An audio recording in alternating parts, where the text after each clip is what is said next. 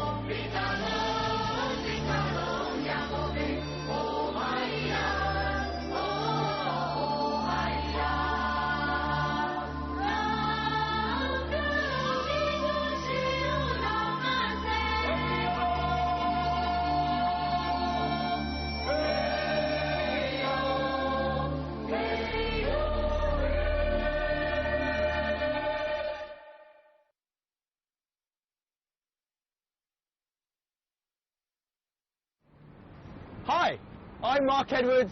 Welcome to Travelogue and welcome to our Taiwan series. I've literally just arrived in Taipei on our little 3-week adventure, and I'm so excited about discovering this city. Although we're only here for a shortish amount of time, we're going to attempt to cram in as much as is physically possible.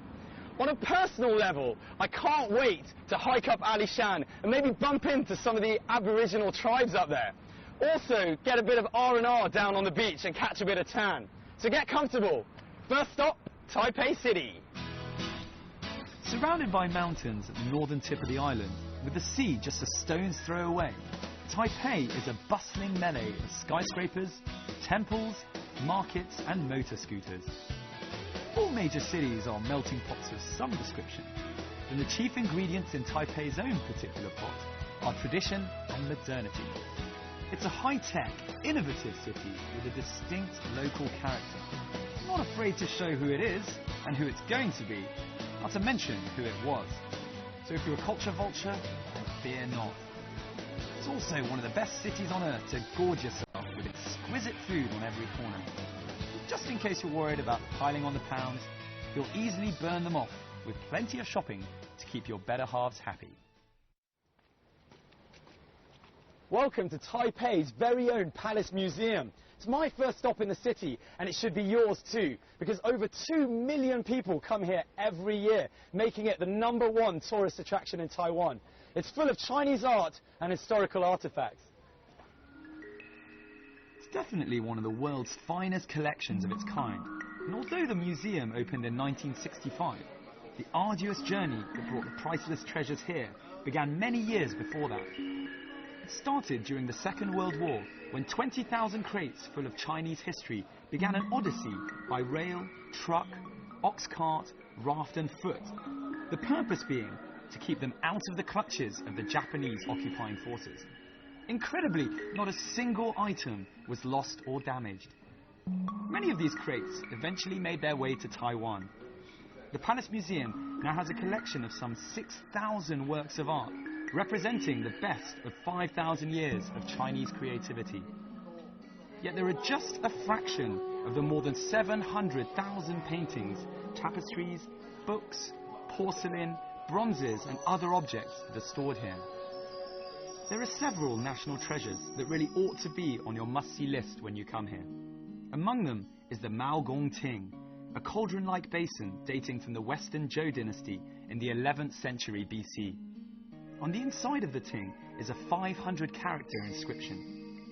This inscription is considered a calligraphic masterpiece, as it is not only an authentic record of history, but also high in artistic and literary value. The characters explain that the Ting originally belonged to Mao Gong, a relative of the Zhou dynasty ruler. With the government of the time being weak and incompetent, the emperor enlisted Mao Gong to rectify matters, sending him a number of gifts as an incentive. The ting was cast by Mao Gong himself to record the event and express his gratitude. Today, if the evident excitement among the crowds is anything to go by, it's we who should be expressing our gratitude to Mao Gong for leaving us such a splendid work of art. How on earth did they manage to inscribe bronze like that back then?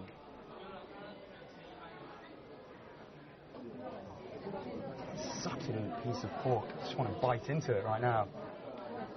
At the Palace Museum, a select few items are on permanent display.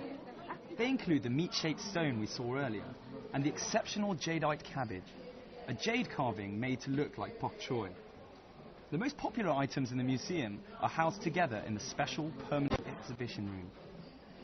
The exhibits are rotated on a regular basis every few months, where it's said to take a full 12 years to display the entirety of the collection. Now, I definitely recommend hiring one of these audiobooks. Really helped me through the day. But if you want a free tour, come here at 10 a.m. in the morning or 3 p.m. in the afternoon. You can get yourself a free English tour. However, personally, I think one day wasn't enough for me at the Palace Museum. A newer part of the Palace Museum organises regular exhibitions with the younger generations in mind. Here, traditional impressions of art are combined with a more modern approach. So I'm in a slightly special part of the Palace Museum where they're bringing tradition into modern life. So drinking tea within this modern art piece. Old is new. This newly evolving concept is not confined to the Gugong. The Cloud Gate Dance Theatre Group blends modern sensibility with traditional Asian mythology, folklore and aesthetics. Work was inspired by the aesthetics of Chinese calligraphy.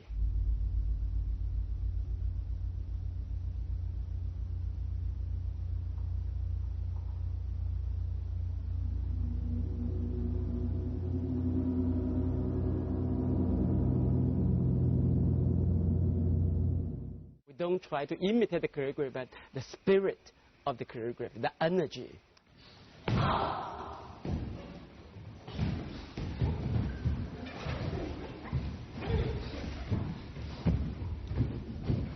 Since the dancers are trained in martial arts, in Tai Chi, in Qigong, that's our main diet.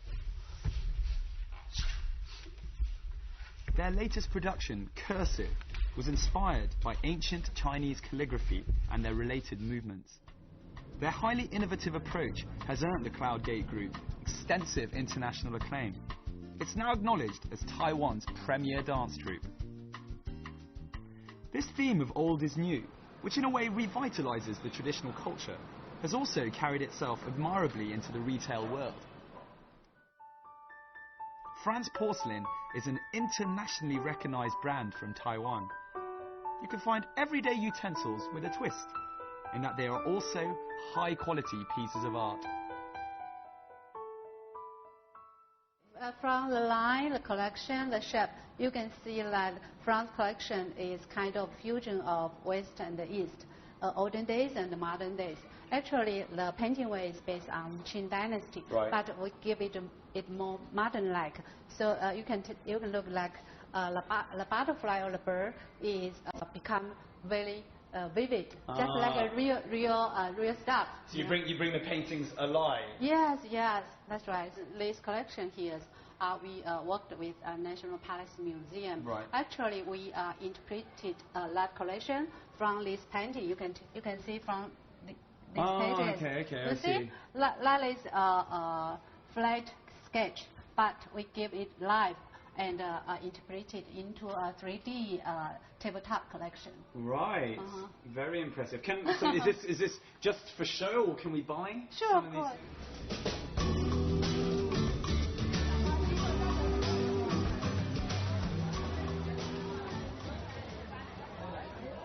So when you come to Taiwan, one of the main things that you simply have to do is head to the many night markets they have. And the one that we're in here is called Shilin, and it's undisputably the king of night markets in Taiwan. It's got a history of over 100 years, and as you can see, it's renowned for food. Food is its main thing. Night markets are an essential element of life in Taiwan and a top attraction for visitors. They burst into life every night in towns and neighbourhoods throughout the island. Shilin Night Market in Taipei is the largest and oldest of them all, and it's renowned for the quality and variety of its food, as well as its budget prices. And you can buy almost anything here. 这个是什么？鸡尾巴。I don't know what this is. I'll give it a go. 来一个吧。多少钱？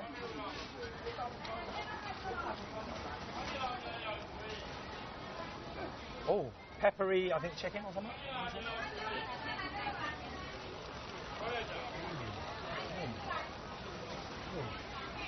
Very nice.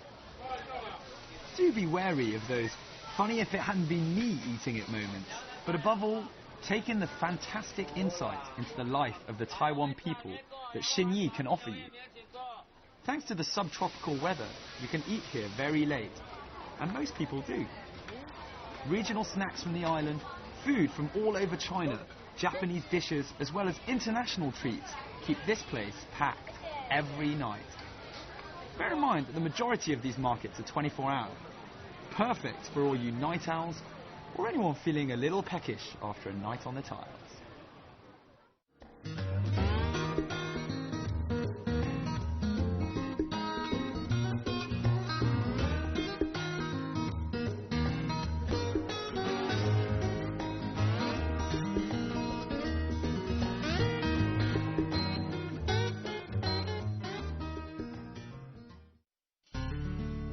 Dominating the backdrop of the whole city is the famous Taipei 101.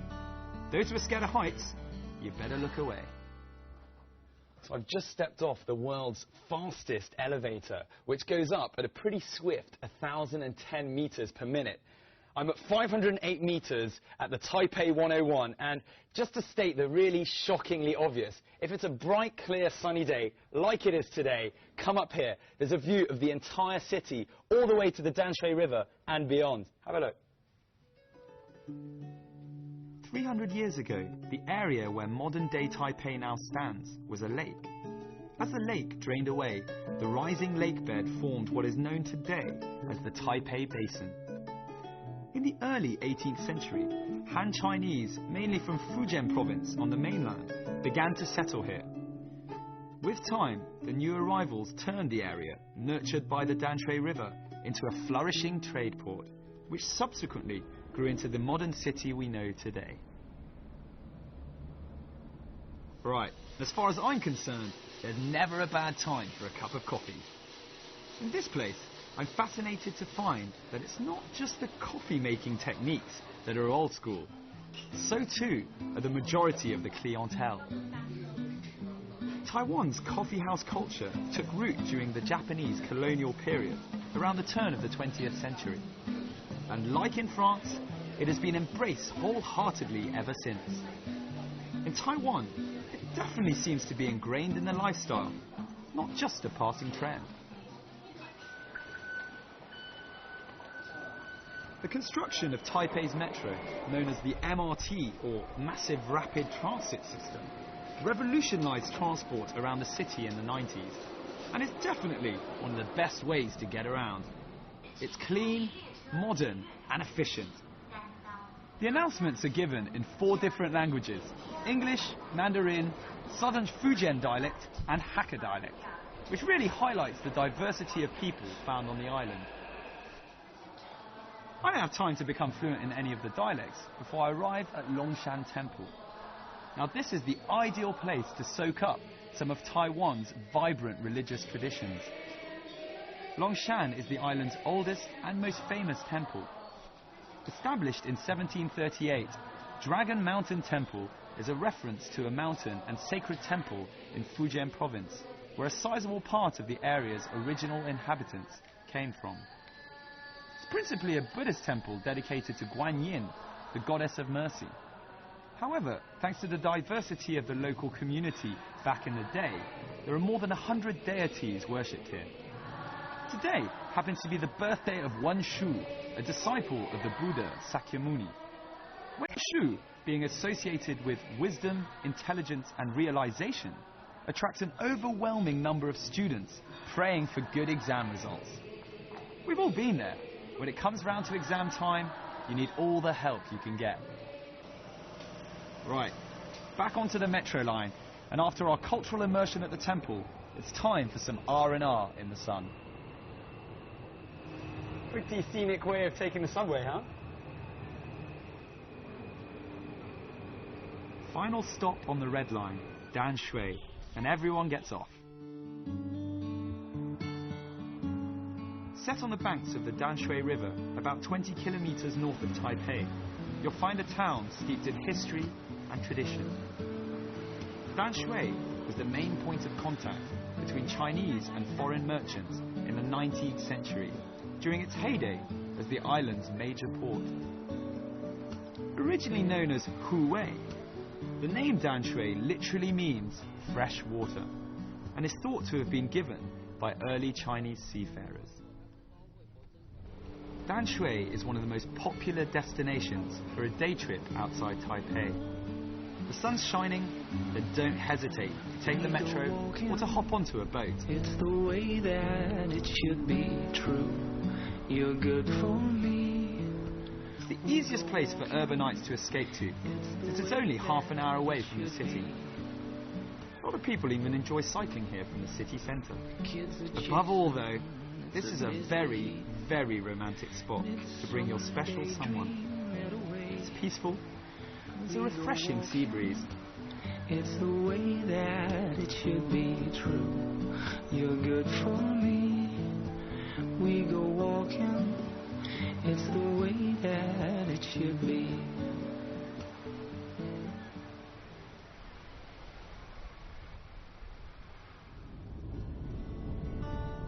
The sunset may be the way to a woman's heart, but for a man, it's more often than not through his stomach. Now, how many things can you genuinely say you don't mind queuing for? So I've arrived at one of Taiwan's most famous exports. That's Din Tai Fung. It's an incredible baozi restaurant, which I've been lucky enough to taste when I was in Beijing. They also have branches in New York, as well as many other countries. Now, you see behind me, this place is full of people. They're all queuing to get in, and it's definitely worth doing. I'm going to have a look. Established in 1969, Din Tai Fung was once voted one of the top 10 restaurants in the world by the New York Times. It's most famous for its succulent, juicy dumplings, filled with a whole host of flavours inside a thin layer of skin. Dumpling chefs have to undergo 3 months training just to learn the art of rolling the skins, followed by another 3 to master wrapping it. Each is sealed with exactly 18 folds and weighs in at a precise 21 grams. Just no beating the taste of perfection.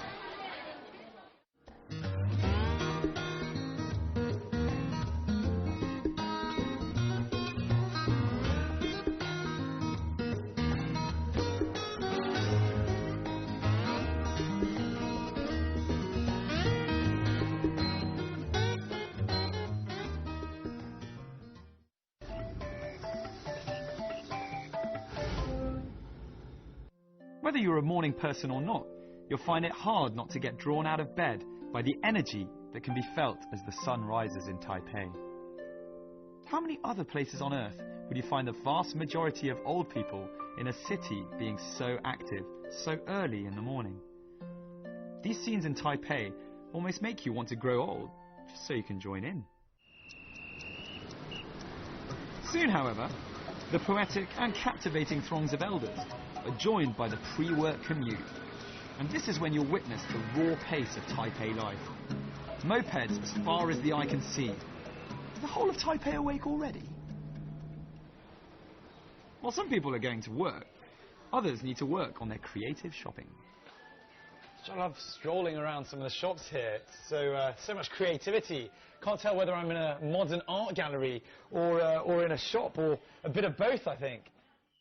You can find big malls everywhere in the world, but in Taipei, a lot of them have an added edge. The city openly embraces creativity, and that reaches into many of the shops. If you're looking for funny, unique or quirky gifts, then this is the city for you. Taiwan has its very own Anthony Gaudi in the form of artist Xie Li Xiang, who has created an imaginative and dreamlike restaurant out of sprayed concrete, draft wood and her own clay sculptures. She's eagerly waiting to show me around. 你好，你好。哇，this is incredible.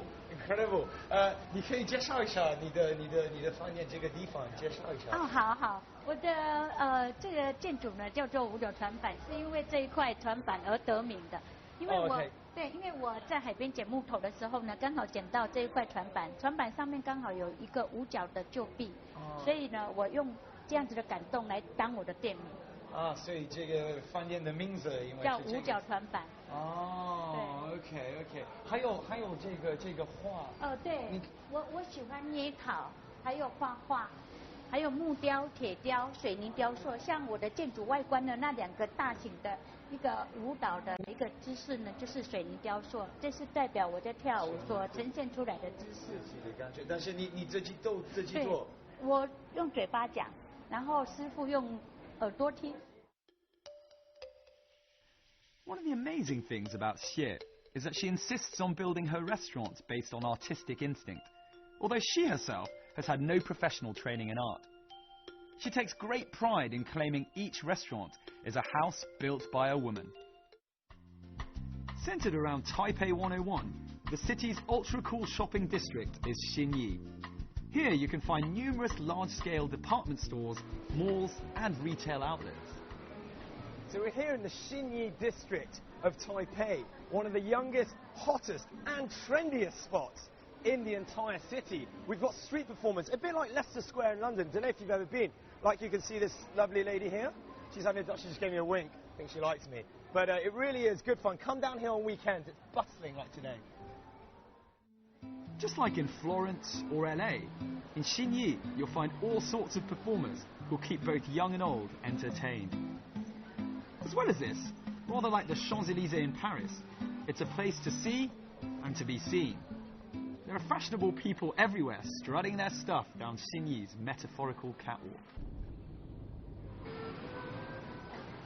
So I've arrived at Ximending, and you can just see how bustling it is, and it's only a midweek night. The shops stay open late, and there's plenty of things to do. Literally hundreds of clothing stores, restaurants, bars, tiny coffee shops, small theatres and cinemas dominate the jam-packed area of Ximending.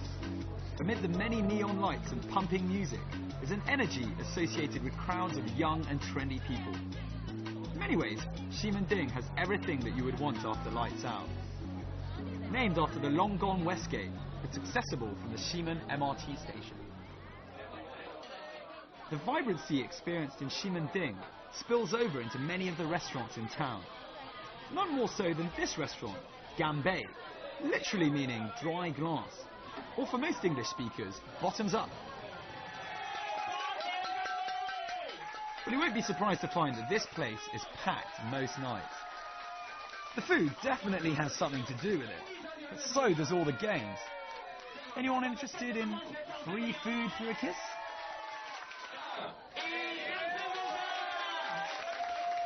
今天呢，他们是中央电视台，他们是个旅游节目，他们是一个工作团队，他们一个 team， 他们今天呢来台湾拍我们台湾宝岛系列，里面有主持人 Mark 先生。大声到手5秒。5、4、3、2、1。Here, everyone is having fun, and it's as much about eating good food as it is about having a really good blowout. The atmosphere is loud, but in a friendly way. This is the lifestyle of many young people in Taipei, where the term work hard, play hard is very fitting. You get the feeling that Taipei really is a city that never sleeps. The young people coming home from a night out run into the oldies ramping up their exercise. So there seems to be people awake at all times of the day. However, eating and drinking is only one of the popular pastimes on offer to Taipei's 3 million or so people. I'm going to speak a bit more quietly so I don't disturb everyone here reading their books, but it's a Tuesday night, and if you look at the time, it's 10 past 10 at night, and you can see that this place is absolutely packed full of people reading books, reading magazines, and generally educating themselves. Chengping 24-hour bookstore highlights the other, more erudite side of the city nightlife. Taipei is captivating, exhilarating, and manages seamlessly to combine contrasting elements in so many ways, maintaining traditional culture whilst allying it with a more populist and modern way of life. Mopeds and a 24-hour lifestyle coexist happily with temples and traditional values. Above all, it's a place that deserves all the time you can spare and that will give you so much in return. I think I'll take this one with me. What a city.